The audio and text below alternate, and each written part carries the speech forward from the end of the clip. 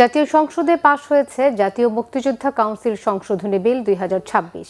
সংশোধিত এই আইনে ৭১-এর মুক্তিযুদ্ধের সময় পাকিস্তানি বাহিনীর সহযোগী হিসেবে কাজ করা বিভিন্ন রাজনৈতিক দল ও গোষ্ঠীর নাম অন্তর্ভুক্ত করা হয়েছে। এর মধ্যে রয়েছে মুসলিম লীগ, জামাতে ইসলামী এবং নেজামে ইসলাম সহ আরও কয়েকটি পক্ষ। এছাড়াও স্থানীয় নির্বাচনে দলীয় প্রতীকের বিধান বাদ দেওয়া হয়েছে। কয়েকটি বিলের বিষয়ে আপত্তি সত্ত্বেও তা পাশ হওয়ার ওয়াকআউট করেছে বিরোধী দল। রিপোর্ট করছেন সিকান্দার রেমান।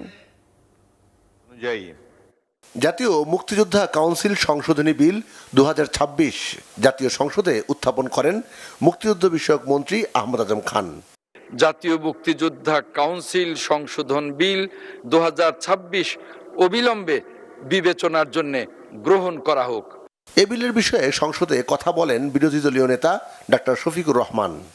শেখ হাসিনা এবং পরবর্তী পর্যায়ে ইন্টারিম গভর্নমেন্ট তার ধারাবাহিকতা রক্ষা করেছে সামান্য পরিবর্তন সহ। কি আছে এখানে? আছে তৎকালীন ৩টা সংগঠনের নাম নেওয়া হয়েছে। তৎকালীন মুসলিম লীগ, জামাতে ইসলামী, নেজামে ইসলাম পার্টি। পাক সেনাবাহিনীর সাথে আরও কিছু অ্যান্সিলারি ফোর্সের সাথে 3টা রাজনৈতিক দলের নাম এসেছে এবং বর্তমান উপস্থাপনায় বা প্রস্তাবনায় তৎকালীন এই 3 সংগঠনের কথা বলা হয়েছে। আল্লাহ ভালো জানেন ৭১ সালের এই চরম সময়ে কার কি ভূমিকা ছিল। সংসদে বিলটি উত্থাপিত হলে সংখ্যাগরিষ্ঠের কণ্ঠভোটে তা গৃহীত হয়। সংসদের সামনে প্রশ্ন হচ্ছে, সংসদে উত্থাপিত আকারে জাতীয় মুক্তিযোদ্ধা কাউন্সিল সংশোধন বিল ২০২৬ অবিলম্বে বিবেচনার জন্য গ্রহণ করা হোক। যারা এই প্রস্তাবের পক্ষে আছেন তারা হ্যাঁ বলুন, যারা এই প্রস্তাবের বিপক্ষে আছেন তারা না বলুন। আমার মনে হয় হ্যাঁ জয়যুক্ত হয়েছে, হ্যাঁ জয়যুক্ত হয়েছে, হ্যাঁ জয়যুক্ত হয়েছে।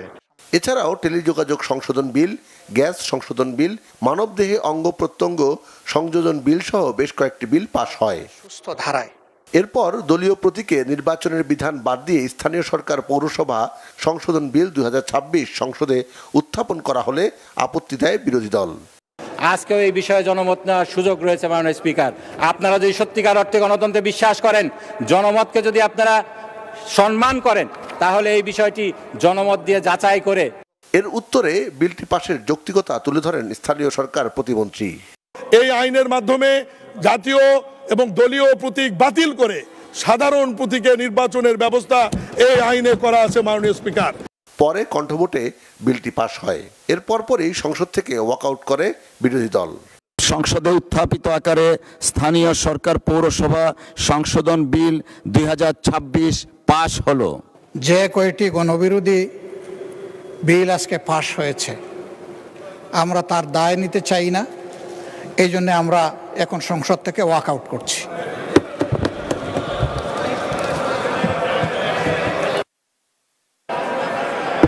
মাননীয় স্বরাষ্ট্রমন্ত্রী, আপনি কিছু বলতে চাচ্ছিলেন? আইন প্রণয়ন প্রক্রিয়ার first reading, second reading, third reading সব রিডিংয়ে ওনারা সহায়তা করেছেন। কেউ কেউ হাত তুলে সমর্থনও দিয়েছে।